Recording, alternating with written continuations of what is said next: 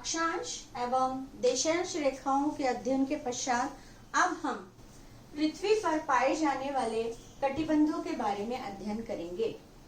पृथ्वी पर विषुवत रेखा, शून्यांश, अक्षांश, कर्कवृत्त, उत्तरी ध्रुव वृत्त और उत्तरी ध्रुव, इसी तरह भूमध्य रेखा के दक्षिण में मकर वृत्त, दक्षिणी ध्रुव वृत्त और दक्षिणी ध्रुव।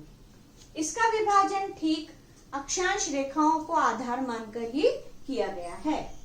जिस तरह से यहाँ रंगों का प्रयोग किया गया है वो इसलिए जैसे सबसे गर्म रंग होता है लाल रंग, इसको उष्ण कटिबंधीय क्षेत्र से प्रदर्शित किया गया है। शून्य अंश विषुवत रेखा के दोनों तरफ ये कटिबंध पाया जाता है। यहाँ पर वर्ष भर तापमान अधिक होता है, यहाँ पर वर्ष भर बारिश होती है और विषुवत रेखीय जलवायु जो होती है वो विशेष तौर से रोगीली होती है। ठीक इसके पश्चात भूमध्य रेखा के उत्तर और दक्षिण में कर्क वृत्त और मकर वृत्त पर के बीच दक्षिणी गोलार्ध और उत्तरी ध्रुव तक शीतोष्ण कटिबंधीय जलवायु पाई जाती है। इसे शीतोष्ण कटिबंधीय जलवायु इसलिए कहते हैं क्योंकि यहाँ पर शीत और ग्रीष्म दोनों जलवायु पाई जाती है, इसलिए ये शीतोष्ण कटिबंध कहलाता है। उदाहरण के लिए कि जब सूर्य उत्तरायण होता है तो उत्तरी गोलार्ध में ग्रीष्म कटिबंध और दक्षिणी गोलार्ध में शीत होता है। जब सूर्य दक्षिणी गोलार्ध में होता है या दक्षिणायन होता है तो उत्तरी गोलार्ध में या कर्क वृत्त पर शीत कटिबंध होता है। इस तरह से यह कर्क वृत्त और मकर वृत्त के दोनों तरफ पाया जाता है। इसी तरह भूमध्य रेखा के बिल्कुल उत्तरी ध्रुव और दक्षिणी ध्रुव पर ये दक्षिण ध्रुव वृत्त और ये उत्तरी ध्रुव वृत्त होता है। यहाँ पर सफेद रंग का उपयोग किया गया है क्योंकि ये पूरा बर्फीला क्षेत्र है।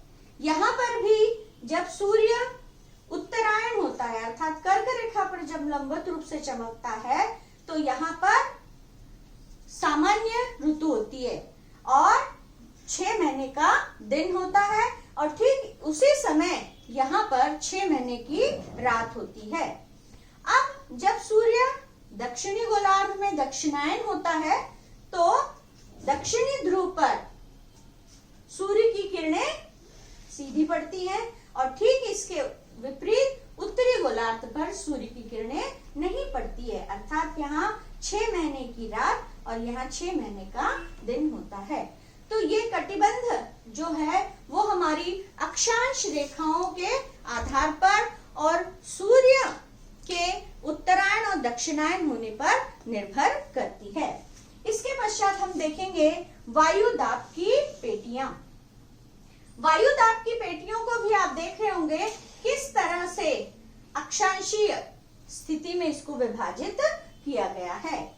शून्य अंश भूमध्य रेखा को मध्य बिंदु मानकर और ठीक इसके उत्तर में और दक्षिण में, उत्तर में निम्न दाब और इसके दक्षिण में निम्न दाब। यहाँ पर दाब का आपने कहा होगा, अभी यहाँ पर तो उच्च ताप था, अर्थात यहाँ पर ताप और दाब का विपरीत संबंध है। ये समझाने के पहले हम आपको ये बेसिक बता दें इसका कि ताप और दाब का विपरीत संबंध होता है।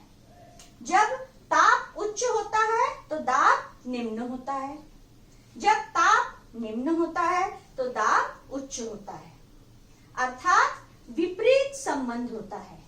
और माप की जो इकाई है वो सेल्सियस है और मिलीबार की जो इकाई है वो MB मानी जाती है। और इसका संबंध है हवाओं के चलने की दिशा अधिक दाब से कम दाब की ओर होती है। अब यहाँ पर हम उसी चीज को स्पष्ट रूप से देखेंगे कि यहाँ पर वर्ष भर सूर्य की किरणें लंबवत पड़ती है, अर्थात ताप अधिक होता है, इसलिए भूमध्य रेखा के दोनों तरफ ताप अधिक होने के कारण दाब निम्न हो जाता है। ठीक इसके कर्क रेखा और मकर रेखा पर, यहाँ पर उच्च दाब होता है। क्यों? क्योंकि जब सूर्य उत्तरायण होता है तो यहाँ पर ताप की कमी होती है, यहाँ ताप कम होने के कारण यहाँ उच्च दाब होता है। जब सूर्य दक्षिणायन होता है अर्थात मकर रेखा पर लंबवत रूप से चमकता है तो यहाँ पर उच्च दाब होता है। ठीक, अब जब हम इसके और उत्तर में जाएंगे तो आप देखेंगे यहाँ पर निम्न दाब होता है।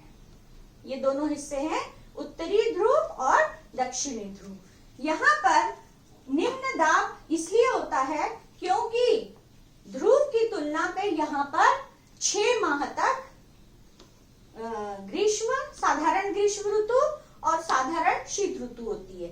ठीक, जब सूर्य उत्तरायण होता है तो यहाँ पर साधारण ग्रीष्म ऋतु होती है और इस तरह से इसके पश्चात उच्च दाब के बाद निम्न दाब आता है।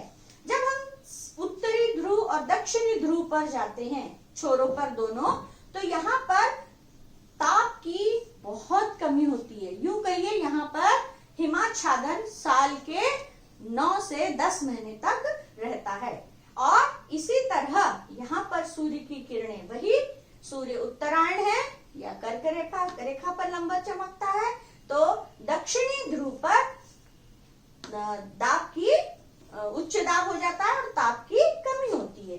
जब सूर्य दक्षिणायन होता है अर्थात मकर रेखा पर लंबवत रूप से चमकता है तो उत्तरी ध्रुव में ताप कम और दाब बहुत ही उच्च होता है।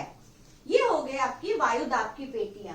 ये वायु दाब की पेटियों का महत्व ये है कि इन्हीं के आधार पर हवाएं चलती हैं।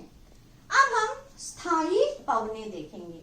ये स्थायी पवनें भी पृथ्वी पर अक्षांशीय स्थिति के अनुसार चलती हैं। यहाँ पर आप देखेंगे कि 0 अंश अक्षांश वाली जो रेखा है ये इसका मध्य है। यहाँ पर इस रेखा के दोनों ओर, विषुवत रेखा के दोनों ओर उत्तरी पूर्वी व्यापारिक पवनें और दक्षिण में दक्षिणी पूर्वी व्यापारिक पवनें चलती हैं। इनकी दोनों की दिशा जो है, उत्तरी पूर्वी व्यापारिक पवनों की दिशा उत्तर पूर्व से दक्षिण पश्चिम की ओर, जैसे आप एरो में देख रहे हैं, और इसी तरह दक्षिण पूर्वी व्यापारिक पवनों की दिशा दक्षिण पूर्व से उत्तर पश्चिम की ओर है। ये एरो के द्वारा दिखाया गया है। फिर पछुआ पवनों पे हम देखेंगे कि पछुआ पवने कर्क रेखा के और मकर रेखा के दोनों तरफ। ये पवने भी उच्च भूमध्य रेखा से ध्रुवों की ओर चलती है। ये दिशा आपको दिख रही है कहां से? दक्षिण पश्चिम से उत्तर पूर्व की ओर, और ये उत्तर पश्चिम से दक्षिण पूर्व की ओर। इसी तरह अगला है उत्तरी पूर्वी ध्रुवीय पवने और दक्षिणी पूर्वी ध्रुवीय पवने। ये उत्तरी पूर्वी ध्रुवीय पवने जो हैं वो ध्रुवों से दक्षिण की ओर अर्थात उत्तर से दक्षिण की ओर या उत्तर पूर्व से दक्षिण पश्चिम की ओर चलती हैं, और ये पवने दक्षिणी पूर्वी ध्रुवीय पवने कहलाती हैं क्योंकि ये दक्षिण पूर्व से उत्तर पश्चिम की ओर चलती हैं। ये स्थायी पवने कहलाती हैं। इसे भी 0 अंश, 30 अंश, 60 अंश और 90 अंश के आधार पर अध्ययन किया जाता है। अगला है फेरल का नियम। फेरल के नियम में पृथ्वी की घूर्णन गति के कारण, अर्थात जब पृथ्वी अपनी धुरी पर घूमती है, इस तरह से 23.5 अंश झुकी हुई, ये जब पश्चिम से पूर्व की ओर घूमती है, ये इसकी घूर्णन गति कहलाती है। और इस घूर्णन गति के आधार पर कारण हवाएं एवं सागरीय जल धाराएं उत्तरी गोलार्ध में अपने दाईं ओर और दक्षिणी गोलार्ध में अपने बाईं ओर मुड़ जाती है। ये फेरल का नियम इन स्थायी पवनों पर एकदम लागू होता है। इसको आपको समझने के लिए इस तरह से आप हाथ पर भी अपनी रेखाएं बना सकते हैं।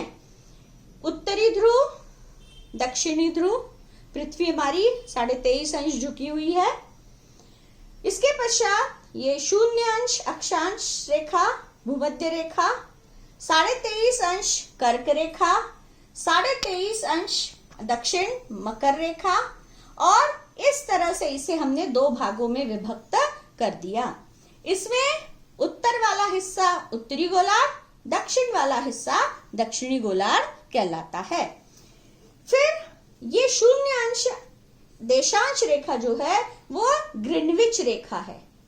ये शून्य अंश वाली रेखा जो है वो देशांतरी रेखा पृथ्वी को 2 बराबर भागों में बांटती है, पश्चिमी गोलार्ध और पूर्वी गोलार्ध। ये वाला हिस्सा पूर्वी गोलार्ध कहलाता है और ये वाला हिस्सा पश्चिमी गोलार्ध कहलाता है। इस तरह से आप इसे हाथ पे मेहंदी लगाकर यदि अभ्यास करेंगे तो आपको ये हमेशा के लिए याद हो जाएगा। काफी दिन तक, 7 दिन तक आपके हाथ में रहेगा, जिसके कारण आपको ये सारी अक्षांशीय स्थितियों को अध्ययन करने में सुविधा होगी।